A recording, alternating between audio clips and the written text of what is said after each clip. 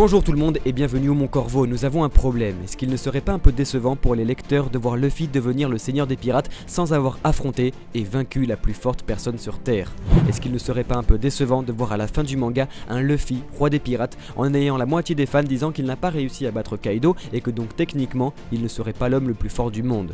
C'est à cette question-là que nous allons répondre dans cette théorie consacrée uniquement à Luffy. Nous n'avons jamais fait de vidéo aussi longue centrée seulement sur un seul personnage en théorisant sur ses futurs pouvoirs. Nous sommes donc fiers aujourd'hui de vous présenter notre étude d'œuvres de différents mangas qui nous permettront, vous allez le voir, de faire un lien avec le futur de Luffy dans One Piece. Mais avant d'entrer dans le vif du sujet, on voulait juste vous dire merci. Merci, on arrive bientôt aux 200 000 abonnés au Mont Corvo et on n'en revient toujours pas. Est-ce que vous vous en rendez compte?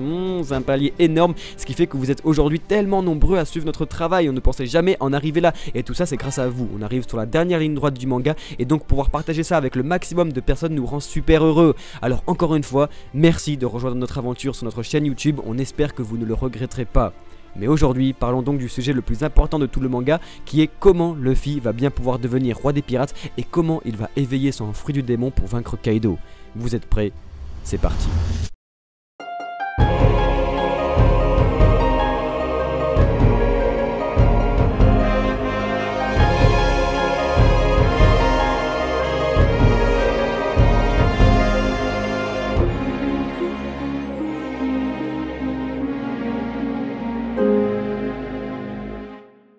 Au Japon, on dit qu'il existe une énergie propre à chaque être, le ki. Circulant dans le corps humain et dans le corps des animaux, il est l'essence même de la vie. Le ki se retrouve alors dans de nombreux mangas et surtout les shonen, transformés et nommés différemment par les mangaka.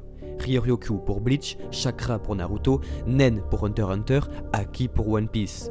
Les plus gros mangas shonen adoptent cette énergie pour faire progresser ses personnages, schéma classique clairement visible dans Hunter x Hunter, et c'est bien de ce manga là que nous allons parler pour que vous compreniez parfaitement le fond de notre pensée.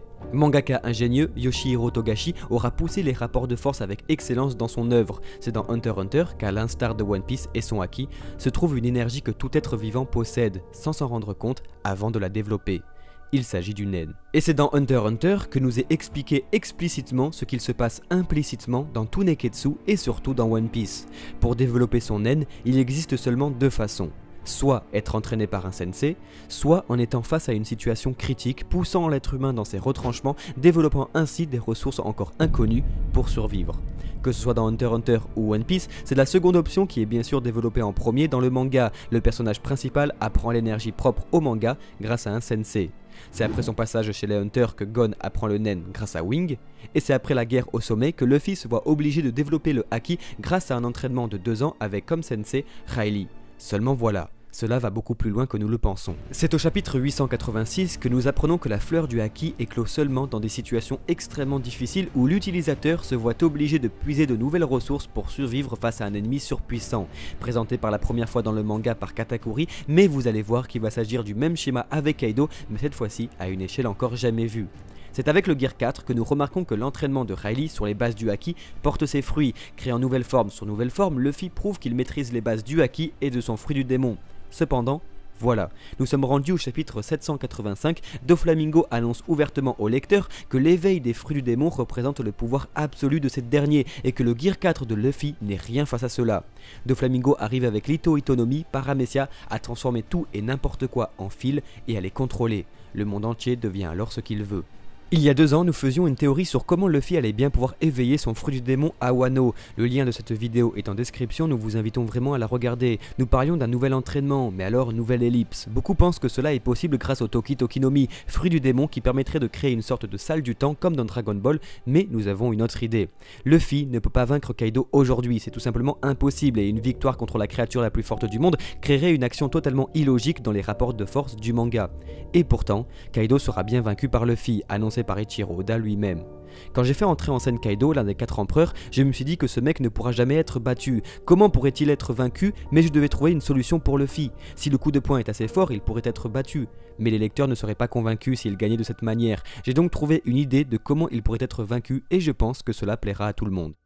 Kaido finira à terre à la fin de Wano Kuni, mais d'une façon encore jamais vue. Nous avons donc réfléchi sur ce qui n'était jamais arrivé dans One Piece et qui permettrait alors à Luffy de renverser l'empereur. Et nous avons trouvé. Un énorme pétage de plomb.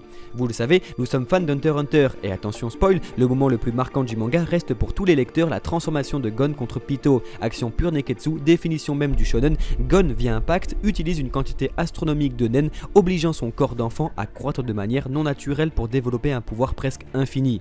Une transformation contre nature qui va jusqu'à détériorer son organisme. Un pari risqué, un one-shot, tout d'un coup, et tant pis si ça ne marche pas, car il n'y a plus rien à perdre.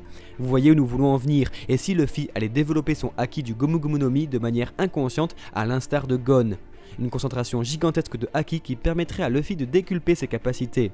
Remplaçant donc un entraînement comme Gon, lui, gagne 10 ans, Luffy pourrait gagner un nouvel entraînement en quelques secondes. Oui les amis, disons-le franchement, est-ce qu'il ne serait pas temps pour Luffy de péter complètement les plombs? Nous avons survolé tout le manga et seulement 2 situations ressemblent à celle de Gon dans One Piece. La mort de Ace, véritable coma cérébral, Luffy ne répond plus de rien, mais dans le mauvais sens, il n'est plus conscient, attaque même ses amis à son réveil, mais le chagrin le ronge et non la colère.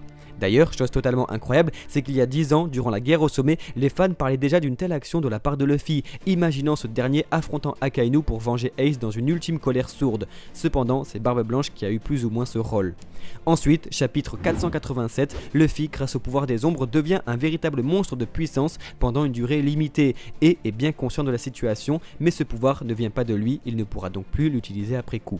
Il faudrait alors mélanger ces deux situations et nous l'aurions, le personnage principal devenant invincible pour vaincre un ennemi invincible. Riley nous avait prévenu, seules des situations extrêmement dangereuses permettront à Luffy de repousser ses limites. Alors oui, il serait tout aussi légitime de penser au Gear 5, mais nous trouvons que c'est encore bien trop tôt. Cependant, arrivant bientôt au chapitre 1000 de One Piece, Luffy aurait besoin de nous montrer son éveil, teasé depuis l'arc d'Impel Down avec Crocodile et les gardes bestiaux, Zoan éveillé. Plus de 400 chapitres que nous attendons de voir ce que cela ferait sur le Gomu Gomu no Mi. Nous venons donc de vous démontrer qu'il existe, que ce soit dans Hunter x Hunter ou One Piece, deux façons de progresser, soit via un entraînement, fait dans les deux cas, soit par un boost inconscient, fait seulement dans Hunter x Hunter. Après 21 ans, Luffy n'a jamais réellement eu la perte de connaissances effroyable et dévastatrice que nous pouvons retrouver chez beaucoup de personnages principaux de Shonen. D'ailleurs, il est annoncé une nouvelle fois par Riley que le roi des pirates, Goldie Roger, devenait totalement fou de rage quand on s'attaquait à ses amis. Devenant incontrôlable, il était l'homme le plus fort du monde. Vous comprenez donc le dilemme, Luffy, pour devenir le roi des pirates, doit développer cette capacité. Si Goldie Roger était devenu le roi des pirates en n'étant pas le plus fort de tous, le côté shonen serait perdu, et cela ne peut donc pas arriver à Luffy, sinon la frustration serait grande une fois arrivé à la fin du manga, et de toute façon, le mangaka l'a dit, Kaido tombera par Luffy. Mais alors comment Luffy pourrait bien redevenir ultra cheaté à l'instar du Nightmare Luffy? Un seul mot, Hawkins. Chapitre 913, en présentant son jeu de cartes, le Supernova annonce qu'il va être la clé de l'affrontement de Wano Kuni. Il existe dans ce jeu une carte qui peut me donner une puissance même supérieure à la vôtre réunie. S'adressant à Luffy et Zoro, nous parlons donc d'une force astronomique, une force qui mélange celle du futur meilleur sabreur au monde et celle du futur roi des pirates. Une carte à coup unique qui permettrait à l'utilisateur de se transformer. Il serait donc là l'ultime boost pour vaincre Kaido. Mais ce n'est pas tout. Depuis 3 ans, nous soutenons notre théorie du parallélisme d'écriture dans One Piece, à la Basta représentant Dressrosa, Skypiea, Zu, etc. Le lien de notre théorie est dans la description, nous vous invitons vraiment à la regarder pour comprendre parfaitement que tout concorde ici. L'arc de Whole Cake Island, faisant un parallèle avec Enies Lobby, étant tous les deux des arcs de récupération avec les deux meilleurs combats directs en 1 contre 1 de Luffy pour sauver son Nakama. Wano Kuni pourrait couvrir l'arc de Thriller Bark, le Nightmare Luffy 2.0 aurait alors ici tout son sens. Tous les Mugiwara s'étaient unis contre Odds, mais cela n'avait pas suffi. Luffy est alors arrivé avec un pouvoir ultime. Et si Wano se construisait de la même façon, l'alliance Minx, Ninja, Pirate, Samouraï se chargerait de l'armée gigantesque de l'empereur, des calamités et du shogunat perverti, mais seule une créature resterait debout à la fin, Kaido, marchant sur les corps de tous les autres. Luffy arriverait alors pour les venger, affrontant Kaido et entrant en rage ultime pour le vaincre, une rage comparable à celle du roi des pirates voulant protéger ses amis. Vous êtes nombreux à nous parler d'un Luffy qui perdrait contrôle de son mental, ne répondant plus de rien, devenant totalement fou et créant une nouvelle forme bestiale. Comme en parlent déjà d'autres en vidéo, d'ailleurs on vous met aussi le lien de leur travail en description car c'est toujours plus intéressant d'avoir plusieurs avis pour vous faire le vôtre. Mais nous ne pensons pas à ça au Mont Corvo, au contraire, il serait très intéressant de voir un Luffy comme Gon, conscient de sa démence, éveillant son fruit et ses capacités à un tout autre niveau sans devenir un monstre incontrôlable. On aurait ici quelque chose donc d'épique, mais aussi de touchant. Et de toute façon, Luffy doit être conscient de son éveil, sinon il ne pourra plus jamais l'utiliser. Luffy pourrait donc bien rentrer dans une rage immense, détruisant tout sur son passage et même Kaido, développant son éveil et des pouvoirs encore jamais vus, mais il reste donc à savoir ce que peut représenter l'éveil du Gomu Gomu no Mi. Eh bien, nous pensons au Mont Corvo qu'il doit s'agir du rassemblement logique de tous les pouvoirs jusque-là retrouvés chez les autres Paramecia. Possibilité donc de créer son élément, comme avec Doflamingo et son éveil, mais plus encore, pouvant voir dans le futur, Luffy pourrait esquiver les attaques avec son élasticité, comme fait Katakuri. Le Paramecia deviendrait alors Logia. Enfin, créer et contrôler la chaleur de son corps comme il fait avec le Gear Second via friction, devenant plus rapide que n'importe qui. Mais ce passage soudain et contre nature signifierait face à une situation critique qu'une seule chose, la mort. Car oui, quand on perd contrôle, une seule chose attend le héros, la mort, car sinon cela voudrait dire qu'il est possible de réutiliser cette technique d'apprentissage à chaque fois. Mais non, le mangaka veut nous faire comprendre, comme dit précédemment, qu'il s'agit bien d'une unique chance, tout tenter, car plus rien à perdre. Mais regardez bien ce qu'est en train de construire Oda. Implicitement, les plus grands médecins du monde seront présents à Wano Kuni.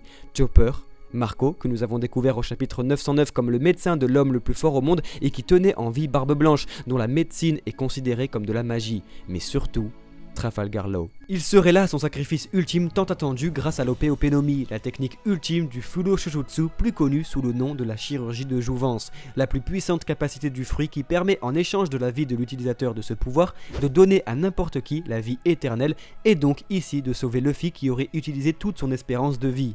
Un véritable miracle qui ferait encore une fois écho à Hunter x Hunter et le pouvoir miraculeux d'Haruka pour sauver Gon. L'eau pourrait sauver la vie à Luffy, il aurait alors rempli avec brio son contrat dans son alliance car il est celui avec Luffy qui se sont promis de faire tomber ensemble Kaido. Ce serait vraiment une image magnifique de voir les deux face au monstrueux empereur.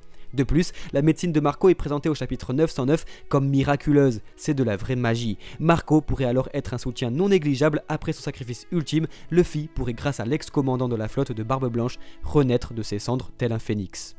Luffy ne peut pas vaincre Kaido seul, et pourtant il le fera bien en 1 contre 1 avec un soutien sans faille derrière lui. Hawkins pour la puissance, Chopper, Marco et surtout Law pour le soin, et les autres pour s'occuper du reste de l'armée de l'empereur. Ainsi, notre problème aurait une réponse. Luffy pourrait devenir le seigneur des pirates en ayant tout de même battu la première puissance mondiale en 1 contre 1, ou presque. Mais après tout, n'est-ce pas ce qu'il fait depuis le début du manga? Affronter l'ennemi seul, accompagné de tous ses amis. Voici pour notre vision sur le véritable power-up de Luffy à Wano Kuni. Il marquerait son arrivée dans la toute dernière ligne droite du manga. Bien sûr, tout ceci reste seulement une théorie et la grande guerre de Wano sera beaucoup plus complexe que ça. Mais on trouve cette idée vraiment très intéressante et on espère que vous partagerez alors notre avis. Merci à tous d'avoir regardé cette vidéo jusqu'au bout. Si notre travail vous plaît, n'hésitez pas à nous rejoindre au Mont Corvo pour poursuivre l'aventure One Piece avec nous. On se retrouve très vite pour de nouvelles vidéos et d'ici là, prenez bien soin de vous et à la prochaine. Ciao ciao.